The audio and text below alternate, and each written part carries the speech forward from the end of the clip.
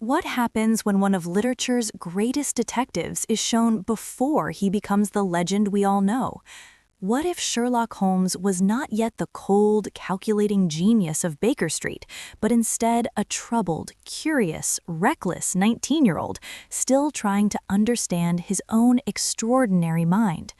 That is the central question behind Young Sherlock, the 2026 series created by Matthew Parkhill and Guy Ritchie, now streaming on Amazon Prime Video. This version of Sherlock is not yet the world-famous detective. He is impulsive, emotionally vulnerable, socially chaotic, and constantly finding himself trapped in dangerous situations because of his own curiosity. The show explores one of the most fascinating ideas in storytelling. How does a hero become who he is?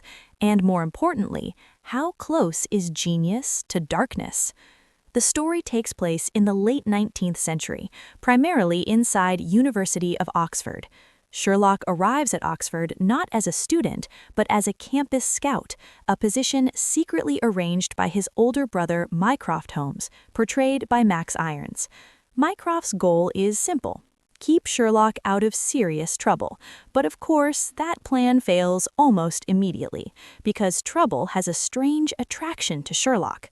Even though he is only 19 years old, Sherlock already carries the reputation of a strange, controversial young man. His habits confuse society, his intelligence intimidates others, and his social behavior makes people uncertain whether he is brilliant or simply strange. One of the biggest creative risks, and also the greatest storytelling strengths of the series, is the absence of Dr. John Watson. Instead, the story introduces something far more dangerous narratively: a friendship between future enemies. Sherlock forms an intellectual and emotional bond with James Moriarty, played by Donal Finn. This is not the villainous Moriarty people expect. At the beginning, Moriarty is charming, playful, highly intelligent, and socially rebellious. Both Sherlock and Moriarty share similar psychological traits. They both hate rigid social structures. They both believe they are destined for something greater than ordinary society allows. And most importantly, they both feel like outsiders. The show carefully builds their relationship as a brother-like intellectual partnership. They save each other repeatedly from danger. They escape prison. They confront authority figures, and they solve problems using their shared deductive thinking. The emotional tragedy is obvious from the beginning, because the audience knows that someday this friendship will become history's most legendary intellectual rivalry. Everything begins with a murder inside Oxford. Sherlock becomes the primary suspect. To clear his name, he partners with Moriarty. Together, they investigate the crime using early forms of Sherlock's observational deduction. The investigation slowly reveals a much larger conspiracy. The murders are not random.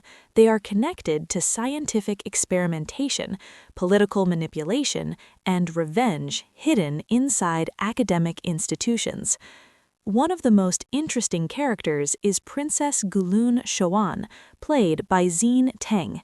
At first, Showan appears to be a Chinese royal visitor studying at Oxford, but the truth is far darker. Showan is actually an imposter who replaced the real princess during travel. Her true identity comes from a village in Gansu province. Years earlier, the village was destroyed after Professor Malik discovered a mineral inside the soil that could be transformed into a chemical weapon. The British government funded research involving several Oxford professors. Those professors helped develop the weapon technology. Showan's family and village were massacred because of this project. Her entire mission in England is revenge. She targets the professors responsible: Thompson, Malik, Robert, Enright. Her original plan is horrifying. She intends to plant a bomb inside the Oxford Library walls. The explosion would occur during a ceremony honoring Professor Sir Bucephalus Hodge, played by Colin Firth. The bomb was meant to kill all targeted professors simultaneously. The scroll theft incident was actually just a distraction, but Sherlock and Moriarty managed to stop the plan. The greatest shock of the series is the revelation of Silas Holmes, portrayed by Joseph Fiennes as the primary antagonist. Silas is Sherlock's father, but he is also a criminal mastermind. Silas staged the death of Sherlock's younger sister, Beatrice Holmes. Why? Because he wanted to psychologically break Cordelia Holmes, Sherlock's mother. Cordelia was then secretly institutionalized inside a mental hospital. Silas paid officials to keep her heavily medicated and under surveillance. His motivation was financial power. By controlling Cordelia's family inheritance, originally intended for Sherlock and Mycroft, Silas gained access to enormous wealth. He used this money to purchase Malik's weapon technology. Silas's ambition was terrifying. He wanted to build a delivery system using rocket technology to spread chemical nerve agents during war. The weapon was designed to increase battlefield destruction efficiency. Silas also secretly manipulated Beatrice, turning her into an informant and psychological tool against her own family. Beatrice was poisoned emotionally to distrust her mother and brothers. The villain's cruelty is not physical alone, it is psychological. Eventually, Sherlock's moral philosophy becomes the key difference between him and Moriarty. While Chowan destroys Malik's laboratory and kills him, Silas's network collapses.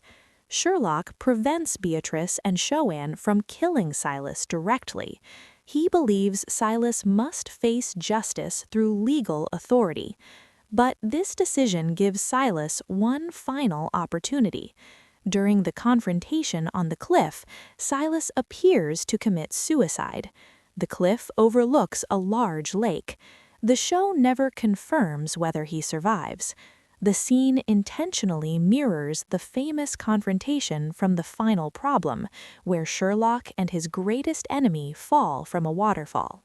The most psychologically fascinating part of the show is the slow transformation of Moriarty.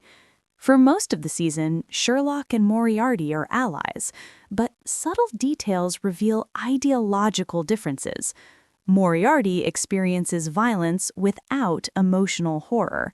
In one moment, he kills someone to protect Chowan. Instead of regret, he admits he enjoyed the experience.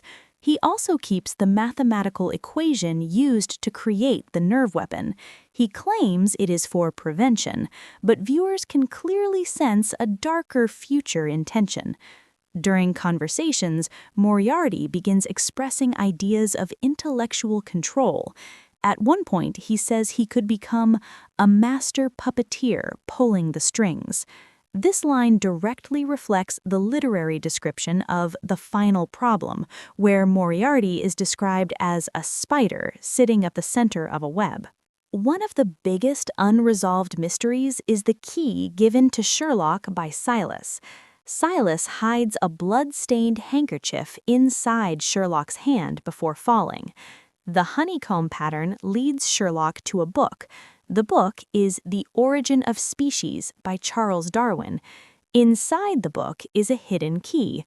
Mycroft insists Sherlock stop investigating, but it is strongly implied that Mycroft may know more than he reveals.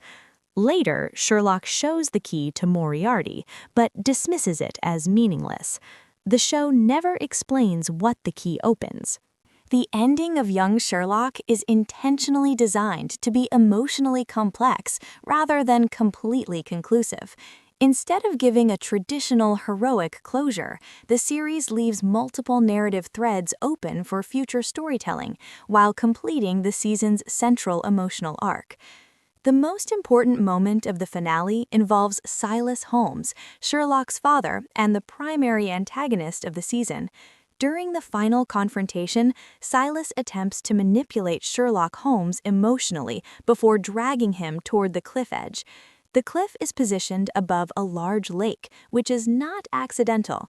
This visual choice mirrors the literary confrontation in The Final Problem, where the legendary detective and his greatest enemy fall from a waterfall. When Silas releases Sherlock just before jumping, the show deliberately avoids confirming death. The narrative rule of modern streaming mystery storytelling is simple. If death is not explicitly shown, the character is likely still alive. Because the fall ends in water rather than a visible fatal impact, the series strongly implies that Silas may return in a future season. His possible survival preserves one of the season's biggest psychological threats. The character of Beatrice Holmes represents one of the darkest emotional arcs in the story. Initially believed to be dead, she is revealed to have been psychologically manipulated by her father. Throughout the finale, Beatrice struggles between maternal loyalty to Cordelia Holmes and the emotional conditioning imposed by her father. The most shocking moment occurs when Beatrice ultimately shoots Silas herself. This action is not simply revenge, it represents the complete destruction of the toxic psychological control Silas held over her. Her decision signals the end of her father's ideological influence. However, the shooting also leaves Beatrice morally ambiguous. The series does not portray her as purely heroic. Instead, she becomes a character who operates inside a gray moral zone, which is consistent with the show's central theme. The ending strongly hints at the future villainy of James Moriarty, played by Donal Finn.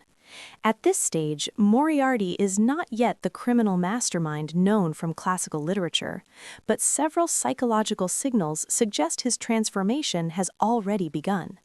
The most important clue is his possession of the complete chemical weapon equation. Although he claims he intends to use it defensively to protect humanity, his behavior suggests a deeper fascination with intellectual power. When he speaks about becoming a master puppeteer pulling the strings, the dialogue directly echoes the description of Moriarty in The Final Problem, where the villain is compared to a spider sitting at the center of a web, controlling events indirectly. The relationship between Sherlock and Moriarty does not break in a dramatic betrayal scene. Instead, the series chooses a slower psychological separation. This is arguably more dangerous narratively because it makes the future rivalry feel inevitable rather than sudden. The most intriguing unresolved mystery involves the key hidden inside The Origin of Species by Charles Darwin. The bloody handkerchief given to Sherlock by Silas contains a honeycomb-like pattern. Sherlock connects this pattern to his father's cryptic statement, "We are not above nature." This philosophical message suggests that Silas may have been referring to evolutionary theory, social hierarchy, or possibly secret scientific projects. Inside the book, Sherlock discovers a hidden key. However, his brother Mycroft Holmes becomes unusually insistent that Sherlock stop investigating. Mycroft's behavior is extremely suspicious because he is usually portrayed as politically calculating and intellectually superior. The scene implies three possible interpretations. Mycroft is trying to protect Sherlock from another hidden conspiracy. Mycroft knows the truth about the key but is deliberately hiding information. The Holmes family may be connected to a larger political or scientific secret. Later, Sherlock shows the key to Moriarty, but dismisses it as meaningless. This moment is psychologically important because it suggests Sherlock may already be learning the art of strategic concealment. The character arc of Cordelia Holmes provides the emotional foundation of the finale. Cordelia represents the long-term psychological consequences of Silas's manipulation. The season ends without fully resolving her institutional history, suggesting future exploration of the Holmes family trauma. The relationship between Cordelia and Sherlock becomes a symbol of healing rather than revenge. The finale deliberately avoids complete closure. Several major story elements remain unresolved. Silas Holmes' survival, the true purpose of the hidden key, Moriarty's long-term moral direction, future political conspiracies connected to the weapon technology, the eventual psychological evolution of Sherlock himself. This structure strongly suggests that the series was designed with multi-season storytelling in mind. The real message of the ending is not about solving the mystery. Instead, the story asks a philosophical question. What creates a hero? Is it intelligence? Is it morality? Or is it the choice to resist the darkness that exists inside every brilliant mind? In this version of Sherlock's origin, genius is shown as something fragile. The line between detective and criminal is intentionally blurred. Sherlock's friendship with Moriarty, his family trauma, and the unresolved conspiracy all function as narrative forces shaping his future. The ending of Young Sherlock suggests that the story is not finished. It is not meant to be a standalone conclusion. Instead, it is the beginning of a long psychological and intellectual journey that will eventually lead Sherlock Holmes toward the legendary figure known throughout detective fiction. If the series continues, the chess pieces are already positioned. The game is far from over, and the game, as always in Sherlock Holmes stories, is afoot.